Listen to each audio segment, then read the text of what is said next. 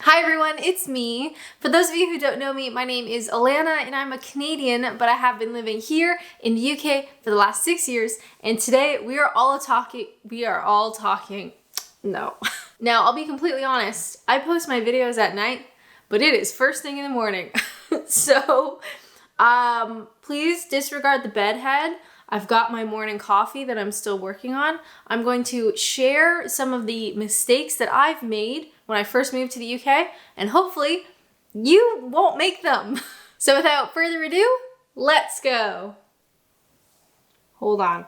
Number 1 on our list is comparison. Comparison is something that's a big no-no. Don't do it. And there's 2 ways that comparison can be quite a mistake. So the first one is comparison with others. So when I first moved to England, I applied to a million jobs. After about a month, I got my first job at a college and I was doing like admin support. I was doing data analysis and spreadsheets and lots of just sort of admin-based stuff in a somewhat traditional style office. And at work, so many of my wonderful colleagues and my bosses and people that I worked with often asked me about Canada. How would you do this in Canada? What is that like in Canada?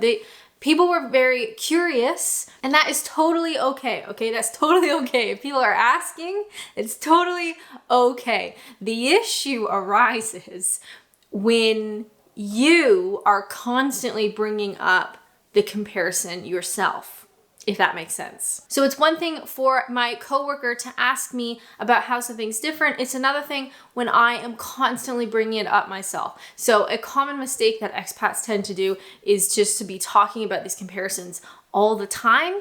People are curious and people will ask if they are curious. If they don't ask, perhaps just be aware of how often you're talking about, back in my home country, we do this, or back in my home country, this is better. Just be aware of how much you are talking about that, because at some point it does get annoying. And to be honest, sometimes it's really hard to not compare because you are going through such a huge life change, one country to another. You're working, you're in an office perhaps, maybe you're in a different type of business setting. There's so much that's different, and it can be really exciting to share those differences. But just be aware that at a certain point, it does get annoying, it does get tiresome if you are just constantly talking about your home country.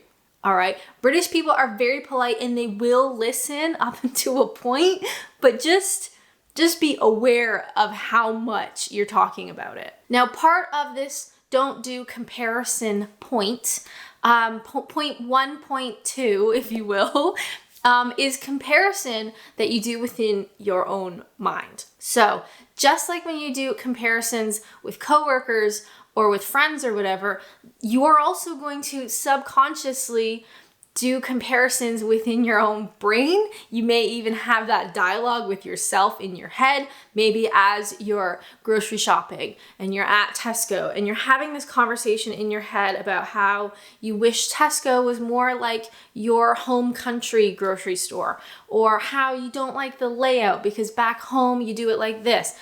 You constantly have an internal dialogue, right? And when you move abroad, especially at the beginning, when everything is weird and everything is different and everything is just a bit overwhelming, it's so easy to just have that soundtrack running in your brain, constantly comparing home to new within your own head. And while that is part of being alive, it does, again, get to a point where it is just not helpful. From my humble opinion, my humble experience, if you actually want to give it a go, you actually want to try to assimilate, you want to try to enjoy your new home here in the UK, you do have to nip that in the bud just a little bit, because even if it doesn't always make sense, the best way to assimilate, the best way to settle down, the best way to fully immerse yourself in a new culture is to kind of forget about how you do it back home. I know it's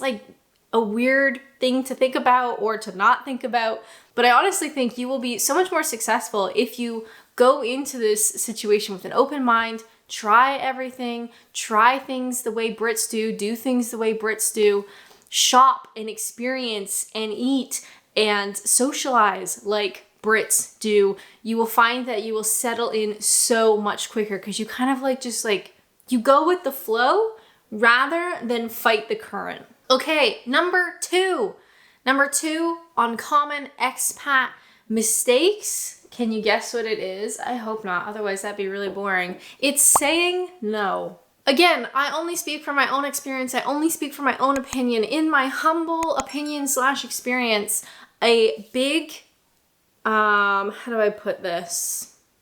Mistake is being closed off to new experiences in your home country. And part of that comes with saying no to new experiences. It can be so daunting and so overwhelming and scary and stressful, especially at the beginning when you are just trying to find your own footing and you think, I just can't handle anything else right now. So you start saying no to things. And I think that's where you kind of inadvertently make it harder on yourself. The more that you can open up, the more that you can go with the flow, the more that you can say yes to new experiences, to doing things the way the Brits do, to trying as much as you can, the easier it will be to feel settled. Maybe your new coworkers invite you to the pub and you think they're just doing that to be nice. You really shouldn't accept. No. Say yes. Your new job is having a Christmas party and you think, oh God, a work Christmas party. I really don't want to go. Say yes. Try new restaurants, try new pubs, try new food, try new drink, try new experiences. If someone offers to include you or offers you to something or invites you to something, just say yes. I know it is so overwhelming. And part of me is like, I don't want to be a bother. Maybe they're just doing it to be nice. Maybe they're just, they feel like they have to. And you know what? Maybe part of that is true. But honestly, just say yes and give it a try. The more you experience and the more you try, the less things will feel scary and strange and different because you're experiencing them, right? You are getting more comfortable with them. You're feeling more part of the community, part of British life, British culture, because you are trying and you are, you're in it. So for me, 6 years on, almost 7 years, if you can believe it, there's lots of experiences that I found extremely overwhelming at the beginning. And I thought, oh God, I just can't be bothered right now. But because I did them and I put the time into getting used to all that kind of stuff and experiencing all that kind of stuff, now they no longer feel weird or strange or out of place. They feel normal and second nature and natural. Okay, here comes a little bit of a rant. I can feel it coming because number 3 on our list, a common expat mistake. And this is something that really, I don't know why it winds me up, but it really does. And that is not budgeting. Don't do that. If you don't budget, I will find out and I will find you. So here's the thing, moving abroad, very exciting. And maybe it's been your dream for a long time and you're pumped and you're making it happen and you're like, yeah, my life is gonna be so great. I'm gonna do so many cool things in the UK. My life's gonna be awesome. My Instagram is gonna be full of really cool travel pictures. I'm gonna be living it up in the UK.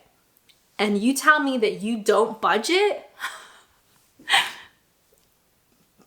Oh, honey, reality's gonna bite you in the butt. Moving to the UK, as with moving to any foreign country, is extremely expensive. Not only the moving costs themselves, the costs to get set up, the costs to get settled, we also just talking about regular cost of living. Now more than ever, the UK is having quite the debate, aka crisis, when it comes to cost of living. That is a reality. That is not something that you can avoid.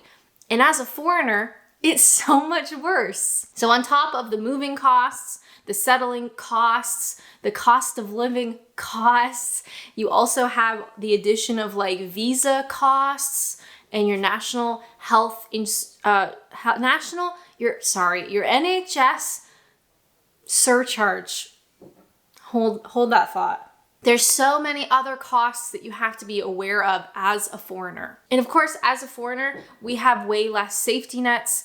Something goes wrong, say you can't get a job, or you break up and you want to move out of the flat with your partner. You can't just like go crash at your parents' house because your parents' house is in a different country. And maybe you haven't even made that many friends yet, so you don't even have a couch to crash on. Or you can't get a job, or you're fired from your job, or you're made redundant from your job, and suddenly you don't have income coming in to pay your bills.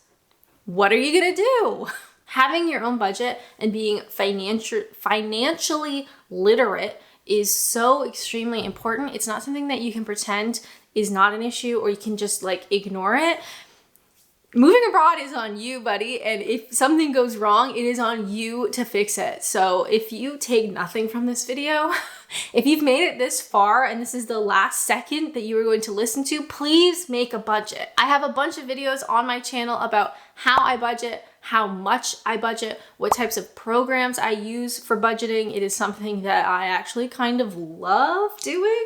I love working on my budget. But it's so deeply important.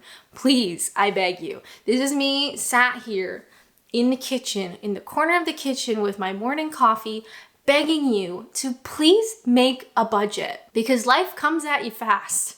And when you're a foreigner, it's just an added element of difficulty. Number 4 on our list, big common expat mistakes, or foreigner mistakes, or immigrant mistakes, whatever you'd like to call yourself. I really don't care. And that is only making friends with fellow foreigners. Now, I made this mistake when I first moved abroad, and honestly, it's an easy mistake to make. It is so difficult to make friends, all right? It's so difficult. And it's even worse when you move to a foreign country. Maybe you can't even speak the language that well. There's just like a whole nother added layer of making friends. It's difficult. Maybe you're one of those people that makes friends at the line at the post office. I am not one of those people. So when I moved to the UK, I wanted to make friends. It's extremely isolating and it's very, very lonely. Nobody talks about that. So what did I do? I went online and I tried to connect with fellow expats. And I met loads of them, lots of really wonderful people. A lot of them live in London, which is kind of like, I don't live in London. It's kind of annoying. It's hard to get to, but whatever. I was pretty desperate. I was pretty lonely, and making friends with foreigners is pretty easy. And a big part of that is because we are all in the same boat. We've all moved abroad. We are all a bit lonely. We all are looking for friends. So it's just like a really easy group of people to go after. But of course, there's a couple problems with that. My first problem was that all of the foreigners that I made friends with in my first few years in the UK have all since left.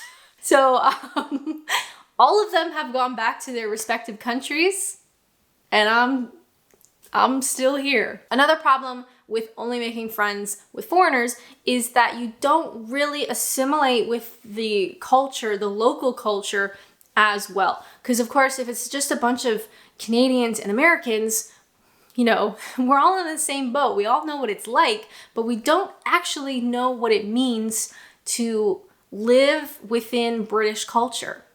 But a British person does. So while it's way easier to make friends with expats, and I think you should, just don't only make friends with expats. Try to make friends with British people. It is a lot harder because, you know, they may be set in their ways in that they're not actively looking for friends. You know, maybe they're busy with work and kids and family, and maybe they have lots of friends already. Maybe they're still friends with people from university, you know, like that happens. Maybe they've lived in that town their whole life and they know so many people, and you are like trying to like join a very well-established friend group. A lot of that stuff is difficult. It is. I'm not gonna deny that. But there is something to be said about not just focusing on friendships with fellow expats. There's lots of ways you can make friends. It's still difficult. I find it so difficult. I have like no spare time to put into these types of activities, even though I really should make time. Things like Facebook groups, things like Meetup, where you can make an account and you can join meetups. Coworkers, go out to dinner, go out to lunch, go out to the pub with coworkers. Maybe they can also introduce you to other people that they know.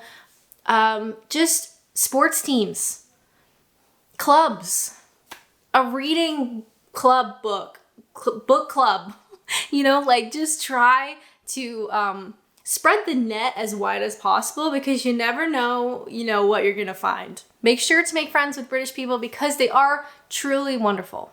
And I'm not just saying that so people won't get mad at me in the comments. Or am I? Now, the fun thing about being an expat in the UK is you are going to make lots of mistakes, because guess what? You've never done it before. I have made so many mistakes and I will probably make more. That is just part of being alive. It's part of living in a foreign country. It's a part of trying and failing and experiencing and trying all over again. So I hope that these tips can help you maybe go in the right direction. You're gonna make mistakes though, because that's life. And I hope you enjoy it, even when you do make mistakes. One of the things that I struggled with, and sometimes, I still struggle with, I am human. I am just a human on the internet. One of the things I struggle with is mental health. And if you would like to watch more videos, which I would totally appreciate, why not check out this video that I talked about my mental health and how I try to improve it living here in the UK. But as always, thank you guys so much for watching, and until next time, bye!